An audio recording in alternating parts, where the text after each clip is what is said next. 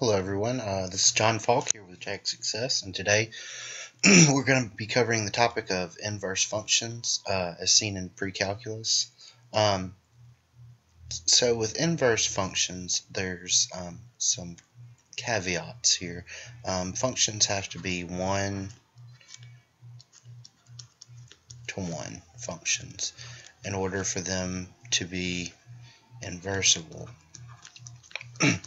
So let's investigate what one-to-one function means. That means they have to pass two tests. So let's put test here. So one is the horizontal line test, and the second is the vertical line test.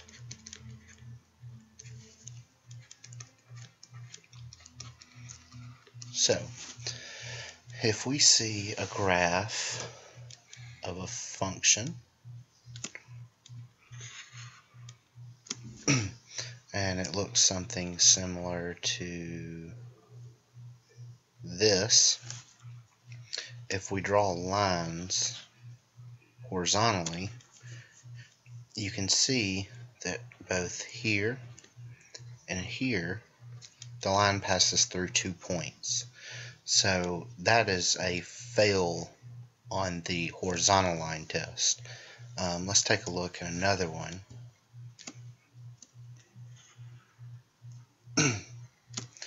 And if we see a function that does something similar to this, and we do a vertical line test, we see that it passes through the points here and here, which is a fail on the vertical line test. So in order for a function to be one-to-one, graphically, there should only be one point that the line passes through on the curve, both vertically and horizontally. So that's what it means graphically. Let's see what it means intuitively. For a one-to-one function to occur, there has to be one input makes one output.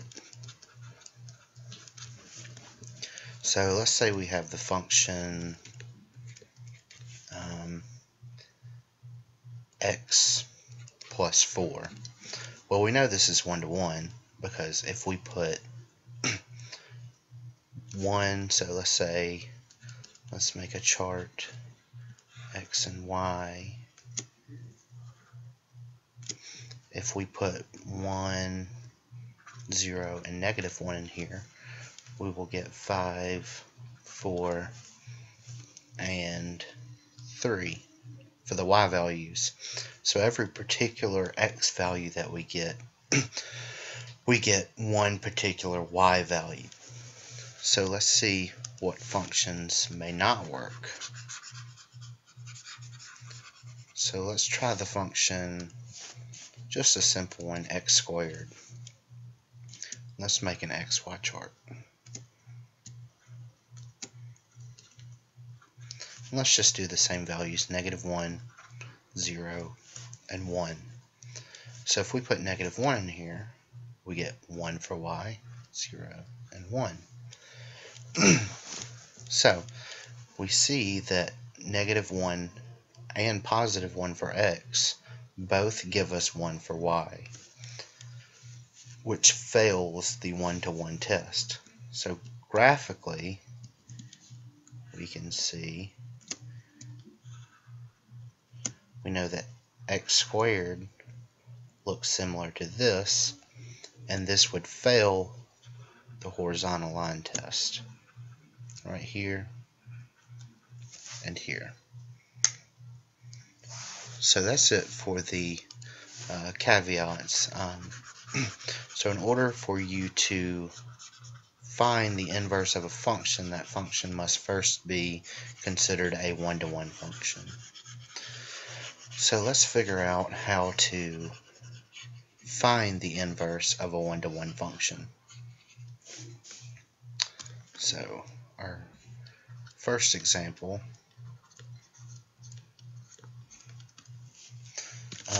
let's check out f of x equals 3x minus 2.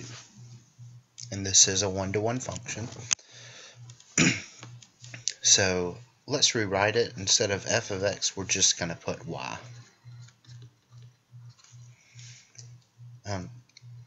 So now we can do a little trick. We can replace every y with x and every x with y.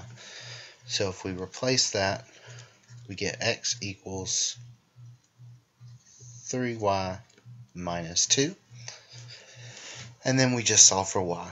So we have x, if we add the 2 on the other side,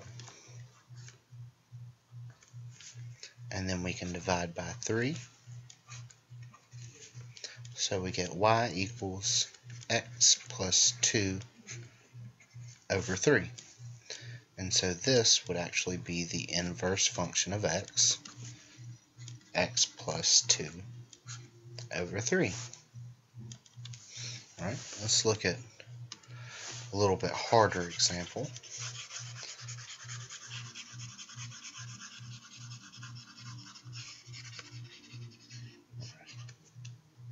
So this is going to be example 2. And let's make this f of x equal to x plus 3 over x minus 4. So if we replace f of x with y, we get y equals x plus 3 over x minus 4. And then we want to replace every x with a y and every y with an x. So we get x equals y plus 3 over y minus 4. And now we need to solve for y. And this could look a little complicated at first, but if we do a little bit of algebra, we can simplify this pretty easily. So if we multiply y minus 4 on both sides, we get x times y minus 4 equals y plus 3.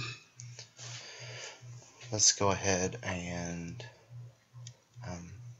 multiply this x through.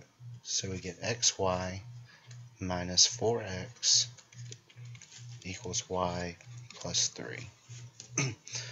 So now what we're going to do is we're going to get every term with a y on one side and every other term on the other. So if we add this 4x to both sides and subtract this y from both sides, we get xy minus y equals 3 plus 4x. And now we can factor y out of both terms here.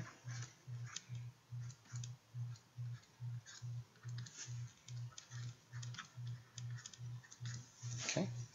And then we simply divide by x minus 1 on both sides. So we get y equals 3 plus 4x over x minus 1. And that will be our inverse function. 3 plus 4x over x minus 1. Alright, and just to drive this home, let's do one more example.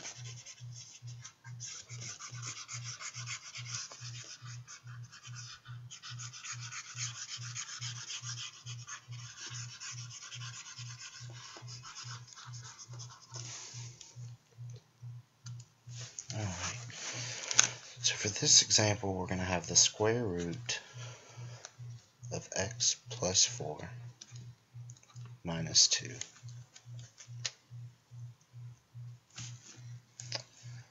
And if we replace f of x with y,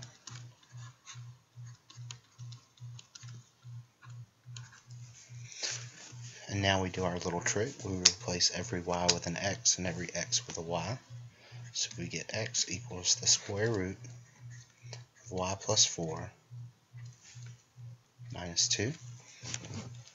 So if we add this 2 on both sides, we get x plus 2 equals the square root of y plus 4. And now we can square both sides. And remember, if we square this side, we have to square the whole thing. So this square gets rid of this square root. So we have x plus 2 all squared equals y plus 4. And if we subtract this 4 from both sides, then we get x plus 2 squared minus 4 equals y. And that will be our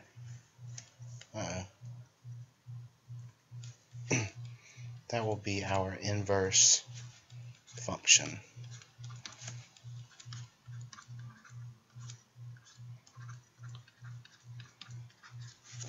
Alright. Now that's it for the examples.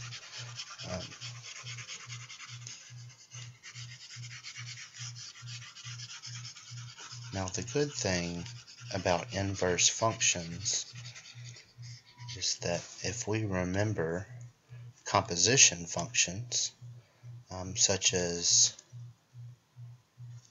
f of g of x, as you may have seen it, or another way to write it is like this, where for every x in the f of x term we put g of x in. The special case with inverse functions is, let's say we have an f of x and its inverse. If we make a composition function of these, we simply get out x. And it also works if we take f inverse of f of x. We also get out x. So let's see this in action.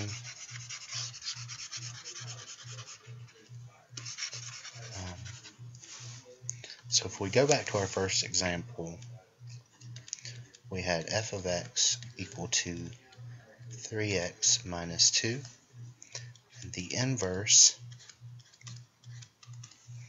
was equal to x plus 2 over 3. So if we do the composition of f inverse of x, we should get out x. So if we replace every x in f of x with f inverse of x, we get 3x plus 2 over 3 minus 2. And as you see, the 3's cancel out. So we have x plus 2 minus 2, which equals x. And let's do this the other way around. If we do f inverse of f of x, so we take f inverse, and for every x, we're going to replace it with f of x. So we have 3x minus 2 plus 2 all over 3. So this minus 2 and plus 2 go away. So we're left with 3x over 3. We can cancel out the 3's, and we're just left with x.